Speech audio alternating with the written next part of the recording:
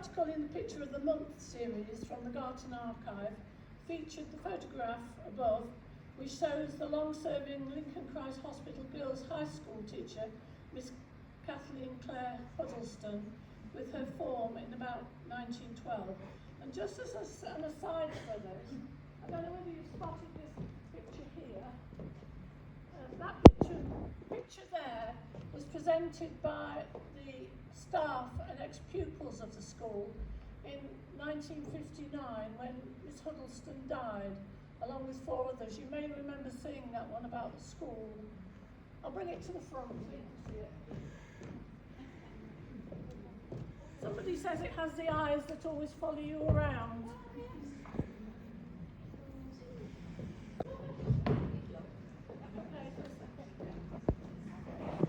Let's now return to your much-loved and respected headmistress, Miss Lucy Evelyn Saville. She was appointed in 1910 after the sudden death of Miss Ashburn and remained in post for 33 years. Miss Saville's early years at the school coincided with the outbreak of World War I. She encouraged the girls to learn about the war by following events in the press and to support the war efforts by knitting, fundraising, and growing vegetables. By the end of the war, there were no more flowers in the school gardens. Every available patch of earth had been dug up by the girls to grow vegetables. As a school, you came of age in 1914. At speech day in the cathedral that year, Miss Saville focused on the school's successes rather than on the dark clouds gathering in the world. At that time, the war was not expected to last very long, and the tone of Miss Saville's address was generally rather upbeat. So, girls, we are gathering together today to celebrate a very special anniversary. Our beloved school is celebrating its 21st birthday, so it has now attained the age of majority. Yay! And how it grows. We started in 1893 with just 22 girls on the register, but now there are nearly 300 girls in the school and 18 members of staff, including myself. We are proud of the school and its achievements and of course its contribution to the war effort. Many girls are knitting and sewing items to send out to our brave men at the front, and I know that others are writing and sending food parcels to their brothers and other family members who are fighting for their country. I believe we've got some examples of this handiwork. Tomorrow, can't wait for some holes. Here we go again. Discay out, discay day. Would you like to go and sit down with that, please? And let's move on. I would like to mention the many sporting activities which our girls enjoy and in the school. Cricket, hockey, tennis have been joined by netball, and for the last 3 years, gymnastics in our newly built gymnasium, of which we are very proud. We are very lucky enough to have the use of the Ruston Sports Field for athletics, but my ultimate aim is to acquire our own field that we can use at any time. I'm sure this is going to happen in the future. For those old-fashioned enough to disapprove of sporting activities for young ladies, I would direct them to the words of the poet Juvenal. Men sanata sano, a healthy mind in a healthy body. Which brings me neatly to the opportunity to welcome a very special guest to our birthday celebrations today. Miss Agnes Boddy, the first headmistress of our school in 1893.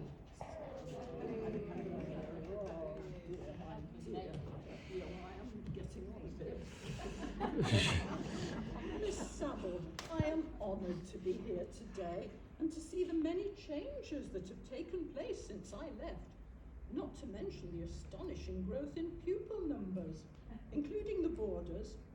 You will soon be requiring extra accommodation for them too. I note that my motto is still engraved above the door on Greaston Stairs. and would urge the present generation of girls to take note of it as they enter the school every day. Disque out, disque day. Learn or get out, and always give of your best.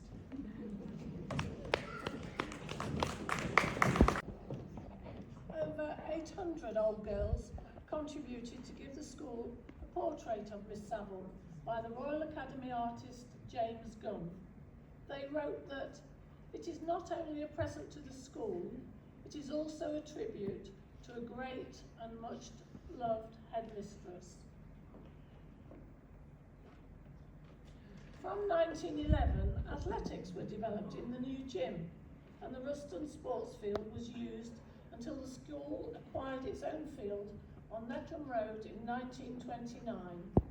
Everyone here will remember the trek up to the sports field. So, after the trauma of World War I, followed by Spanish flu, which also hit the school, you probably wanted a quiet life. And you hoped for a quiet life in the 20s and 30s, which in many ways you got. But these decades were also extremely busy. Here are some of the events that marked those years. Miss Saville compiled a school hymn book, which was given to every girl at the school upon arrival. Look what I've got. Yeah, they've just given me one as well. What is it? It's a hymn book full of Miss Saville's favourite hymns. A hymn book at a girls' school should be a her book. Anyway, I can't sing. You'll learn though. I love singing. We'll have hymn practice once a week and we can keep our hymn books when we leave the school. Isn't that exciting? Yeah, thrilling. The new hymn book were the various trips to France, which took place now that peace had returned to Europe. The first of these was a sixth form trip to Paris in 1924, accompanied by Miss Clark and Miss Fowle, the French teachers. Nearer home, there were various royal visits to Lincoln, which the school celebrated, and in which Miss Saville and the school were involved in different ways.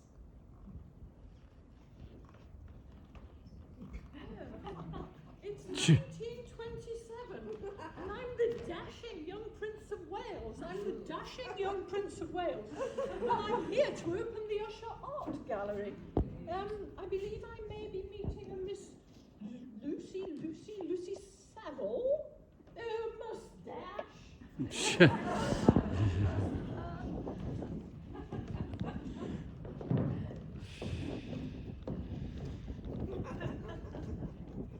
Hello, it's 1932 and I'm the Duke of York, brother of the Prince of Wales, and here is my wife, the Duchess.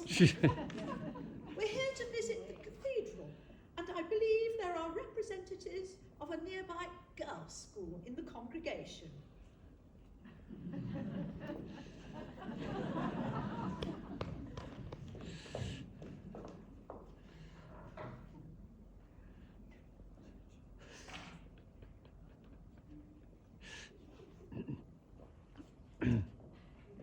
Hello. It's 1937, and look at me. I've been crowned King George VI. Rather unexpectedly, and my wife is the Queen. I hope all schools will have a day's holiday. Hooray! God save the king! Yes, God save the King. Hello, is back. Hello. It's 1939 and it's me again. I'm in Buckingham Palace doing the honours. Miss Lucy Saville, Evelyn Saville, Miss Lucy Evelyn Saville, I'm absolutely delighted to award you the OBE for services to education. Oh, you shouldn't have. But thank you very much.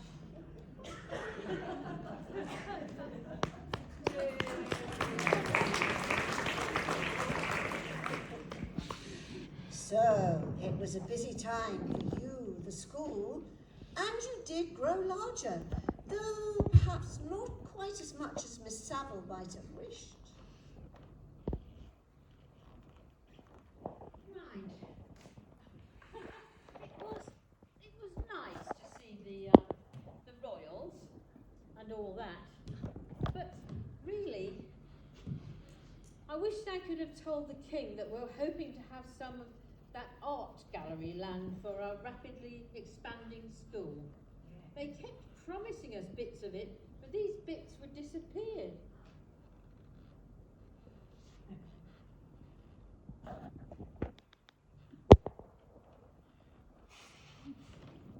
Yes, they got smaller and smaller. After the Usher Gallery was completed, the last bit of this land, the Collingham land, was given to the city in 1935, and the school was allowed to use the part which later became known as the Far Garden. Better than nothing, anyway.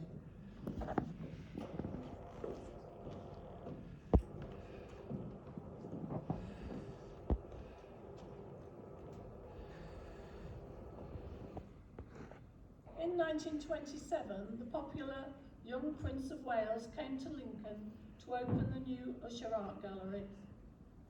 Miss Saville merely remarks in her diary that the school was present in the Arboretum on that occasion. With typical modesty, she fails to mention that she was presented to His Royal Highness. In 1935, when the school was allowed to use that part which we knew as the Far Garden, it allowed the creation of 6 house gardens in the wide border under the wall of the old Bishop's Palace. Do you remember the Far Garden was eventually restricted to younger pupils because of some of the goings-on in there? Yes, I remember the goings.